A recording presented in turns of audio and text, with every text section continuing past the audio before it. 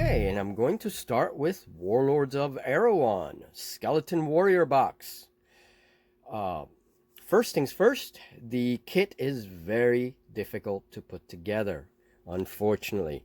I really shouted some colorful language that I never even knew existed while putting together this box. But here it is. You get 24 skellies.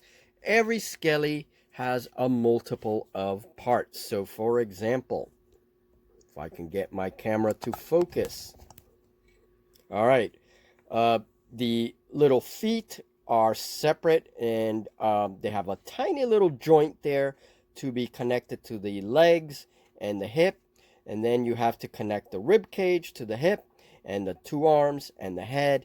And then the weapon is also separate. It's just way too many parts. Not a lot of surface area for the glue, so it is a royal pain in the butt. Despite all this, let's not totally trash it. I mean, it's a good kit in terms of detail. They have excellent detail, the Skellies do. I was able to convert a few with some rags and green stuff, and hopefully that will also provide a little strength to those tiny, tiny little joints. And they're a little small as well. That normally doesn't bother me, but here is a Ulthmar cumin just so that you can see, and you can see that they're not too bad scale wise, but they are small. It's a small scale. Um, Plastic is pretty good. It's hard plastic as far as I can see, but I am concerned with the fragile nature of these skellies. Now, I will say that now that they're put together, I do like them. And we will see if they redeem themselves on the tabletop. We will see how they work for their master on the tabletop and see if they do defeat Julie and her merciless models on the tabletop. So only then will they redeem themselves. Other than that, guys, I mean, it is, in terms of detail, we really can't say anything bad. They are very detailed. It is refreshing to see skellies with more human proportions. They're pretty good that way. They're not like heroically scaled. Not that there's anything wrong with that, but it is nice to see. So all in all, I'm going to have to give them half thumbs up. I'm going to have to cut my thumb and just give it a half thumb because they were so difficult to put together. Other than that, they will serve me well on the tabletop. The Warlord Skellies come in several sprues like this, and all your variation is in one sprue. All the other sprues are duplicates of the one. You get 24 Skellies in all, and one of the positive things, I don't like to just give negative things, one of the positive things is you have a ton of bits left over, and any of you experienced gamers know that that is a treasure trove of conversion material. Uh, the fact that all the weapons were separate from the hands actually provides me with a benefit. I can use them on other models of an appropriate scale. So that's not bad. The other thing, and the other positive thing I will say about this kit, is you get a lot of skulls left over from the skellies. That is excellent because I can use those in many conversions. So a good number of bits left over, and all in all, that's not too bad. Next is Wargames Atlantic Halfling Militia. Well, very good experience putting these together. They have a number of weapon options, mostly heavy weapons like polearms. You get the halberds, and you also get the pikes. So nice selection there. You get bows, you get slingers, you get the option for slingers, which is cool. I've always wanted to have like halfling slingers or goblin slingers, so that is pretty cool. The models have good detail, okay, very good crisp detail, which will be good when painting. And there are a few bits left over that I need to add to the figures, like little frying pans and little pouches and such. So you do get a little bit of accessory detail, and that's good. So all in all, a very good kit, and this is going right up there among my favorites with kits from North Star Military Miniatures, which are my absolute favorite these days. I can't say enough about their Oathmark range. But this kit is very good. You get a whole little army, basically. And the only thing these little halflings need, besides the paint, is some cavalry that I may actually sculpture, and or some critters, maybe some large hounds, I don't know. But a very good variety. Now, there are no swords in this kit, which I wish there were a few like swords, so you have the option of doing some swordsmen. But one of the things I did to alleviate that is to get an Oathmark human arm and glue it to the body of the halfling, and then I did the knight helmet with the chicken on top. And the human's arm actually fits quite well.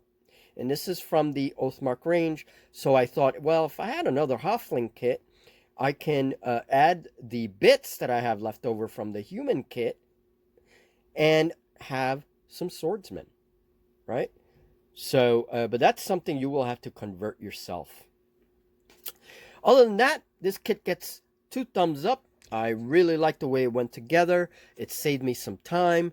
There are no bases for this kit, so you will have to get your own bases.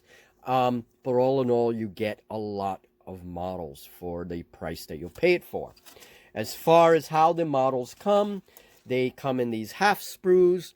There's all the variation is in 1 half sprue, and the rest of the half sprues are, well, the copies of each other, right? So you have all your variation in 1 sprue. Look at all the bits that are left over. I mean, that's great. It's wonderful. Have a ton of bits to work with here if I want to do conversions. So, good kit. War Games Atlantic, Halfling Militia. I do recommend it if you're looking for something a little different.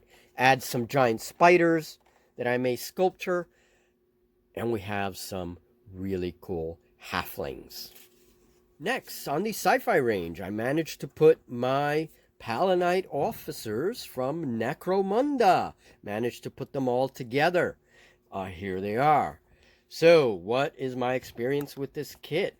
It's an excellent kit. I loved it. The models come together quite well. There's a lot of surface area in the joints to put glue on, so you won't have a problem with that. There's a good weapon variety for the figures. I even managed to take a couple of the figures and kind of cut a little bit on the wrist there, made a couple of modifications, and made this officer dual wielding pistols. For that, they get 2 thumbs up. Yeah, love the dual wielding pistols. And here's another one that I modified a little bit. He has that like a baton. I'm assuming is some kind of energy weapon, and the one of the weapons that comes with it. I don't know very much about Necromunda, but I do know that these models are very, very nice. Good detail, good crisp detail. You get a lot of accessories so that you can line up, you know, you fill your belts here with detail. Here's an example. So you get all these little extra pouches and guns on hoisters and all this stuff. It's a very good kit. Really, really like it. In fact, this has interested me in the world of Necromunda. Necromunda is one of the hive systems for 40K, and Necromunda is a game that deals with gang warfare beneath the hive. So it's a very interesting setting in the ruthless, war-torn universe of 40K. But these figures are going to serve me well in 5 Parsecs from Home, as well as some future sci-fi games that are coming up. So Very good range. I do recommend it, and I will be looking at other Necromunda boxes as soon as the budget improves in the studio. All right, and as far as the how they come, I'm going to put this aside very carefully. And the Necromunda models come in these tightly packed screws, something that GW is doing for a while now. So at first glance, if you're new to the hobby, this may seem overwhelming. However, they come together quite nicely. There's a lot of organization in the sprue, which is great. All parts are numbered, everything is together, and you have a very good instruction booklet that helps you with the different parts. And while there are a few parts to every model, they all fit together quite well. So you shouldn't have a problem with this kit. Highly recommend it. Necromunda, love them. They're going to be serving me very well on the tabletop. And I'm sure Julie will be using these as well in her own little warbands. Here is an example of a conversion I did with a halfling body from War Games Atlantic and some Warlord Skelly parts. So there's another positive thing of the Warlord Skellies. So the parts went well with this little halfling, and then I sculpted the hood and the rags with green stuff, and now I have an undead halfling Skelly hero. Something like that. And that, folks, in my humble opinion, as a modeler, as a person that's been in wargaming for a long time, that's my opinion on things. Just my opinion, and I'm sure everyone has different opinions depending on their experiences and what they want to see in their models. So for me, those were some of the things that I noted about these kits. All in all, I'm happy. Good kits. This one's a pain in the butt, but once you get over that, not bad. Necromunda, great. And Halfling Militia, the classic fantasy series of War Games Atlantic, 2 thumbs up. So that's it, folks. Thank you very much. And we'll talk soon on more workshop updates.